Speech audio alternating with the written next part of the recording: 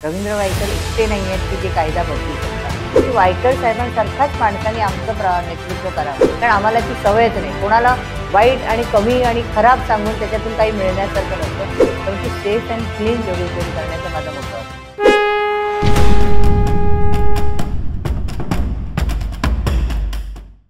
नमस्कार. महाराष्ट्राचा महासंग्राम नवराष्ट्राच्या या विशेष कार्यक्रमात मी माधवी वाडकर तुम्हा सगळ्यांचं स्वागत करते. जोगेश्वरी पूर्व ह्या मतदारसंघात सध्या तिरंगी लढत आपल्याला दिसत आहे. शिवसेना, उबाटा आणि मनसे असे 3 पक्ष ह्या लढतमध्ये आहेत. आणि आता माझ्यासोबत आहे शिवसेना शिंदे गटाच्या उमेदवार रवींद्र वायकर, हे खासदार आहे. ह्यांच्या पत्नी मनीषा वायकर जी आपल्यासोबत आहे. तर यंदा जोगेश्वरीमधून महिला आमदार होणार का, असा प्रश्न आपल्या सगळ्यांच्याच मनात आहे. तर चला हेच प्रश्न त्यांच्याशी थेट संवाद साधूया आणि विचारूया. नमस्कार मॅम, कशा आहात? पहिले तर बरी आहे. काय सांगाल? खरं तर हा मतदारसंघ रवींद्र वायकर यांचा आहे. तर ह्या मतदारसंघातून आज तुम्ही उमेदवारी म्हणून उभे आहात, तर कशी भावना आहे आणि कसं वाटतंय? उमेदवार म्हणून मी उभी आहे, कारण की आता हा जो विभाग आहे हा आमचाच आहे.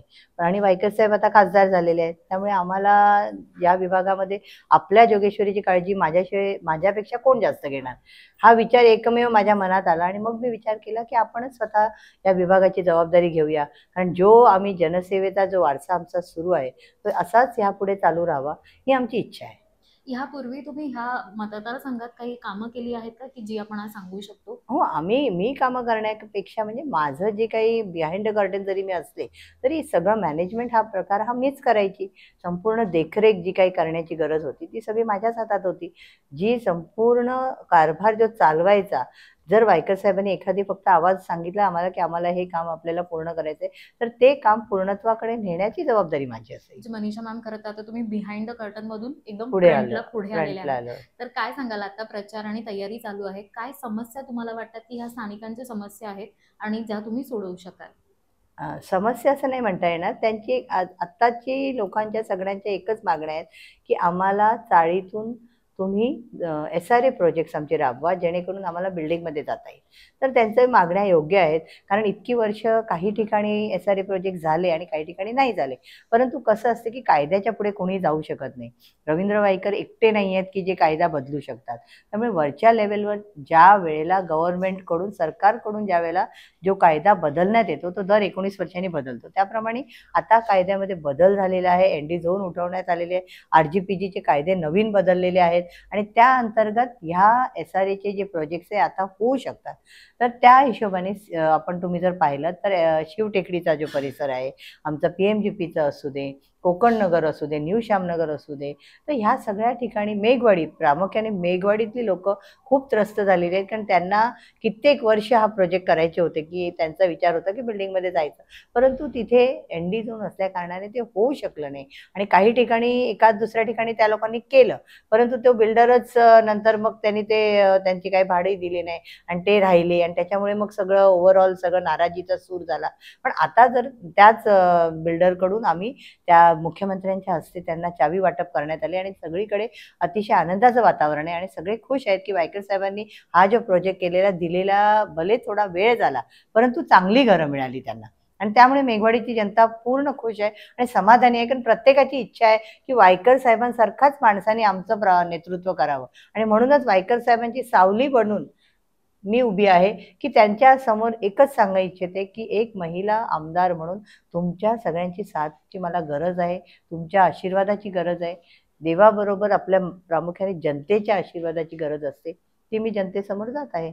खासदार रवींद्र वायकर यांचा हा मतदारसंघ आणि नागरिकांमध्ये जेव्हा तुम्ही जाताय, तर त्यांचा कसा रिस्पॉन्स तुम्हाला येतोय आणि वायकरांचा सुद्धा कसा सपोर्ट तुम्हाला मिळतो ह्या सगळ्यात? हो, वायकरांचा सपोर्ट भरपूरच आहे, कारण एक प्रथमच मी आता उभी आहे.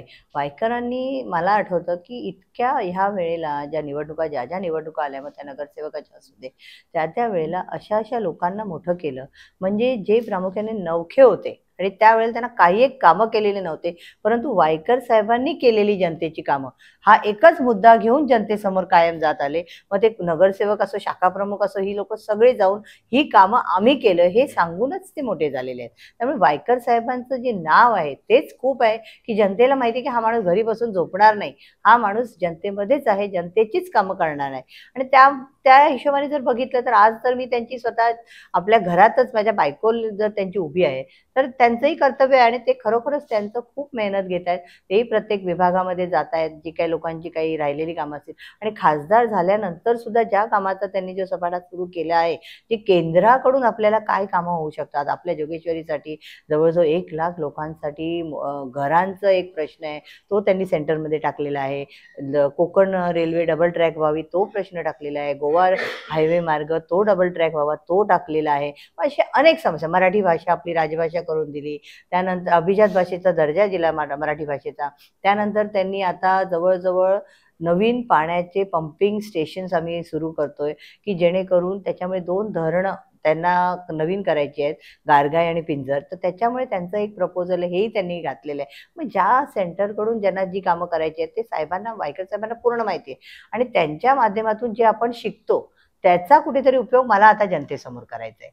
काय सांगाल सध्या राजकारणामध्ये ट्रोल केलं जातं किंवा नरेटिव्ह असतं की घराणेशाहीला महत्त्व दिलं जातं, असे अनेक ट्रोलिंग नरेटिव्ह केले जातात. तुम्हाला याबद्दल काय सांगाल? कसं मत तुमचं काय आहे याबद्दल? माझं मत खरं तर आहे की ट्रोलिंग खरे करू नये कोणी. कारण कोणालाही करण्याची, ज्यावेळेला आपण कोणाला ट्रोलिंग करत असतो त्यावेळी त्या माणसाने असा विचार करावा की ज्या वेळेला आपण दुसऱ्याला ट्रोल करतो तर दुसरा माणूसही आपल्याबद्दल लिहू शकतो. कारण आजच्या जगामध्ये कोणीही असं नाहीये की त्याला बोलता येत नाही की कळत नाही. परंतु आपण विचार करायचा की त्यावेळेला त्याची मनस्थिती कशी असेल आणि आम्ही ते जाणतो. आम्ही ना कधी फेसबुकवर कधी कोणाला लिहितो, काहीही करत नाही. कारण आम्हाला ती सवयच नाही. कोणाला वाईट आणि कमी आणि खराब सांगून त्याच्यातून काही मिळण्यासारखं नसतं.